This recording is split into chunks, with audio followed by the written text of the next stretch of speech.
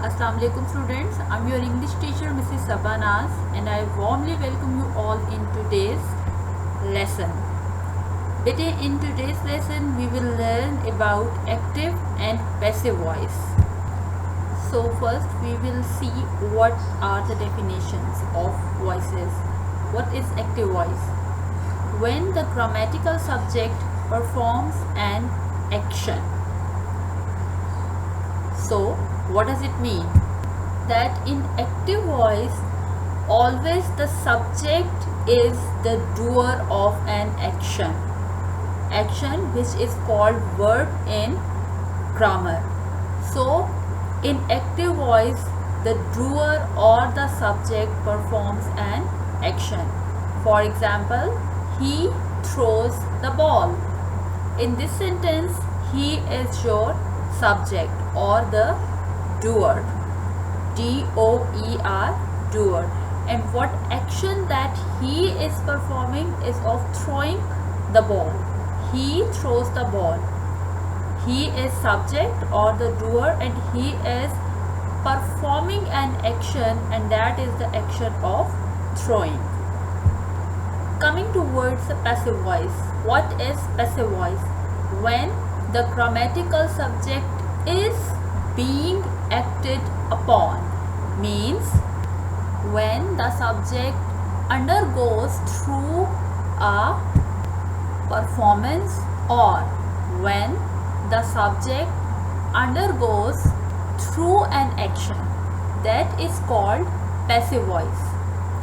Like, look at the example, the ball is thrown by him. In this statement, we have the subject, that is the ball, and the action is the same, that is of throwing. Okay, basically students, active and passive voice both are the ways of speaking a statement or telling about an action. Both the ways are correct, but the speaker is there to decide that which statement or which voice he is supposed to use, either active voice or the passive voice.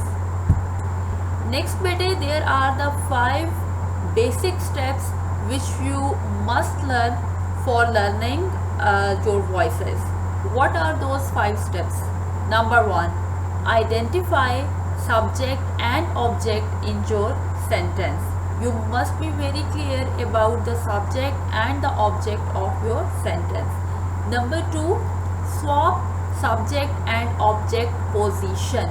Swap means exchange or to change or to alternate. Means you have to alternate the position of the subject with the object, and the position of the object will be changed with the subject. Step number 3 is you have to convert the main verb, which is the action in the statement or the sentence. You have to convert the main verb into third form of the verb. Number 4, use helping verb according to the sentence before the main verb. Means before the main verb, which will be the action in that statement, you have to use the helping verb according to the sentence. You have to use the helping verb of the present tenses in your present active voices and the past helping verbs for your past tenses. Last one rule is you have to use the preposition by before subject. Change in pronoun. But you will learn very well that what are the pronouns. The words which we use in place of noun are called pronoun. While changing subject, which is pronoun to object, these are the pronouns which you have to change. Means if your subject is a proper noun like Ali, Umar, Salma means proper names. If your subjects are the proper name, then there will be no change, means no change for your noun. But if your subject is pronoun, then those pronouns will be changed in your passive voice. If you have the pronoun I, that will be changed into me. He will be changed into him. She will be changed into her. We will be changed into us, and they will be changed into them. Then here are the helping verbs, that which helping verb will be used in your passive voice. Students, on one side there is the list of the tenses. Then second is your list for active voice, means if your active voice is in these sentences, then what changings in the helping verbs will occur while changing those active voices into passive voice. If you have your tense of simple present, and suppose we have the main verb write or writes, then while converting that sentence from active to passive voice, we have to use the helping verb is or are with third form of the main verb that will be written. In present continuous, is, am, are writing will be changed into is, am, are being written. B-E-I-N-G, being. If the sentence is present perfect with has or have written, then that while converting into passive voice will become has or have been written. For simple past, if we have our main verb as wrote, then that will be changed into was or were written, because we know very well that was and were are the helping verbs of past sentence.